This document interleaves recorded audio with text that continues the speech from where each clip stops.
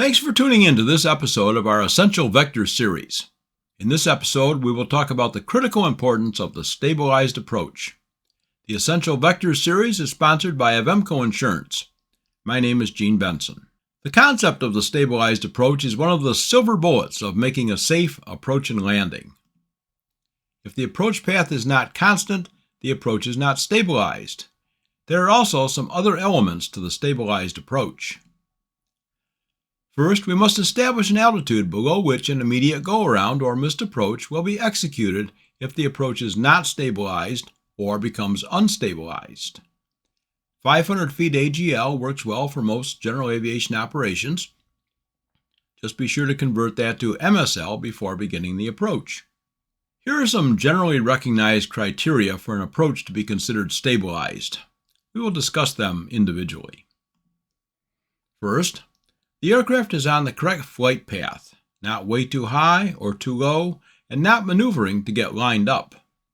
Only small changes in heading or pitch are required to maintain the correct flight path, not only on the right path, but not struggling to stay there either. Number 3, the aircraft speed is not more than the desired approach speed, or VREF, plus 10 knots indicated airspeed, and not less than VREF. VREF is simply the speed that you want to be at for this stage of the approach. Number 4, the aircraft is in the correct landing configuration. This includes gear, flaps, prop control, mixture, and so on. Number 5, the rate of descent is no greater than 500 feet per minute. If a descent rate greater than 500 feet per minute is required due to approach considerations, then special attention must be paid. Number 6, the power setting is appropriate for the aircraft configuration. Here's a question.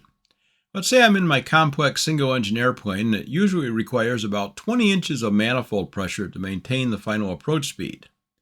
But today, it only requires 17 inches. Does this set off any internal alarms? The answer is perhaps either the flaps or the gear are not properly configured, so check that out. Number 7, all briefings and checklists have been accomplished. Number 8, if the approach becomes unstabilized below the stabilization altitude, an immediate go-around or missed approach must be initiated. The key word here is immediate. Here's an example of an accident resulting from an unstabilized approach. The 40-year-old private pilot and his wife died when the airplane stalled and impacted terrain as the pilot attempted to establish runway alignment while on short final.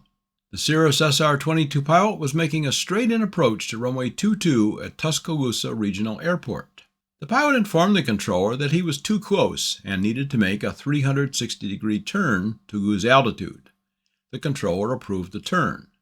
The pilot informed the controller that he had completed the turn and was on a 3-mile final for runway 22. The controller issued the landing clearance, and there was no further communication from the pilot. According to the controller's statement, he scanned the runway, checked that the runway lights were set to pilot control lighting, and looked for the airplane on final approach. He observed the airplane well left of course on short final in a turn that subsequently took the airplane right of course. The airplane was about 50 feet from the end of the runway when the left wing dipped and the airplane appeared to flip over and collide with the ground.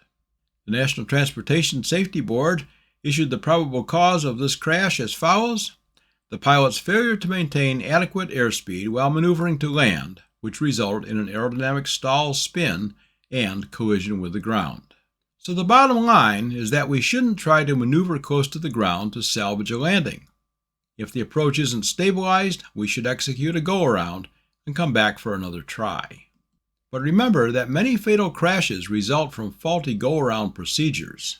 So know the go-around procedure for the airplane you're flying and mentally review it as you approach your destination airport. For much more aviation safety information on a variety of subjects, please visit our website, vectorsforsafety.com. We want to thank Avemco Insurance for their sponsorship, and please always remember to fly like your life depends on it. I'm Gene Benson.